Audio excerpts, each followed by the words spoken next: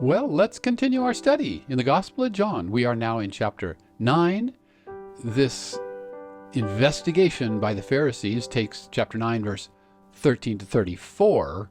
This recording is just about this first stage of their investigation, 9:13 through 17. Overall now, as the Pharisees enter the picture, it seems like at first they were trying to deny that a miracle had taken place. But the existence of this miracle, this man born blind can now see, it was pretty undeniable. And in fact, their insults later in verse 34 indirectly admit that there was a miracle. Because the sign was undeniable, they tried to deny what the signs pointed to. Remember, a sign isn't just a miracle. A sign is a miracle that points to something. And they tried to prove that Jesus, the one who did this sign and to whom this sign really points, was a sinner. So in this passage, we will see the Pharisees proving that they were not seeking the truth. They proved that they were spiritually blind, or as we think of the Lord being the light of the world, they were in darkness. They prove all that the Lord had been saying in chapter 8 about himself is true. So now the first investigation by the Pharisees, or the first stage of their investigation, 9:13 through 17. Chapter 9, verse 13. They bring him to the Pharisees, the formerly blind man. Now their purpose, why do they bring him to the Pharisees, isn't explained. It's not necessarily negative. Perhaps they simply felt that the religious experts, the Pharisees, who were accessible to the common people, should be informed about this extraordinary event. It's not surprising that they would have brought him to the Pharisees rather than the Sadducees. Remember, the Sadducees were the elite leaders. They had authority over the temple, but perhaps the common man didn't feel that he could really go talk to a Sadducee, but the Pharisees were there and they could talk to them. So this isn't surprising that they brought the man to the Pharisees. Chapter 9, verse 14. Now it was the Sabbath when Jesus made mud and opened his eyes. The Apostle John gives us one of those helpful explanations. This investigation isn't just about a miracle, but it's also about a Sabbath violation. On the Sabbath, according to Jewish tradition, healing the sick was forbidden, except to save people from death. Even kneading flour was prohibited by Jewish tradition on the Sabbath. The Lord Jesus made mud, which is quite similar to kneading flour, and it would be considered in their list of rules as a Sabbath violation.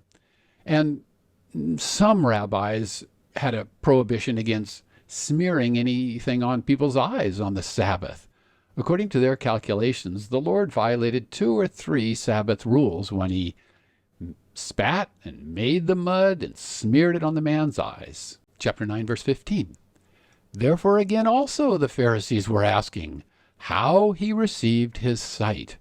Now he said to them, he put mud in my eyes, and I washed, and I see. Apparently, because they were focused on the Sabbath rules and the Lord's actual actions, they asked how he received his sight. The man's answer is almost exactly the same as the answer he gave to his neighbors in verse 11. Chapter 9, verse 16. Therefore some of the Pharisees were saying, this man is not from God because he doesn't keep the Sabbath. Others were saying, how is a sinful man able to do such signs? And there was division among them. Now this expression, a sinful man, translated in English, a sinful man, anthropos hamartolos, it's a little bit difficult to translate well in English. Literally, it's a man, a sinner, but you can't translate it that way in English. So a sinful man is an okay way to translate this. Now, so there's a dispute even among the Pharisees that John is careful to note. There were 2 different schools of rabbinic thought, and this dispute between the 2 of them may reflect this division among the rabbis of Israel, the Jewish rabbis, it's a little bit, it may just be a coincidence, but it may be that we're seeing the two schools of rabbinic thought here. The first group was convinced that their understanding of the Sabbath regulations was correct. So they just could not justify the Lord Jesus' violation of that. After all, miracles could also be performed by false prophets, as we know from Deuteronomy 13, 1 through 5. The second group, it seems more like they want to believe because of the signs, as the Lord Jesus will point out later in chapter 10, verse 38. They're not ready to consider Deuteronomy 13, 1 through 5, but we hear no more about their opinion in this chapter. It is interesting, though, that John notes that even among the Pharisees, there was this division about the Lord Jesus. The Lord Jesus actually literally came from God. Remember, chapter 1, verse 14, we know that he came from God. But really, when they're denying that, they're not talking about his metaphysical origins. They were denying that he came from God in the sense that he was a messenger from God. John the Baptist, you might say, came from God as a messenger from God, but he didn't actually come from God. So they were saying that he wasn't even sent from God like John the Baptist was sent from God. Chapter 9, verse 17. They say again to the blind man, "You, what do you say about him? Because he opened your eyes." And he said, "He's a prophet." Apparently they were confused. The Pharisees were confused, or their discussion had stalled.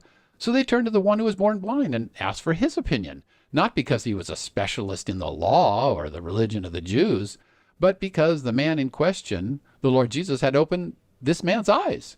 Like it or not, the healed man must take sides. And he immediately sided with the Lord Jesus and asserted that he is a prophet. His confession isn't yet perfect. The Lord Jesus is, of course, much more than a prophet. But this confession is much more developed than what the man said in verse 11, that man called Jesus. He was becoming more and more aware of the Lord Jesus' identity, while the Pharisees were increasingly blind. So we might say in summary here that in this first phase of the Pharisees' interrogation, we learn that we have again a Sabbath problem. And we see that even the Pharisees are divided about how they ought to respond to the one who did this miracle.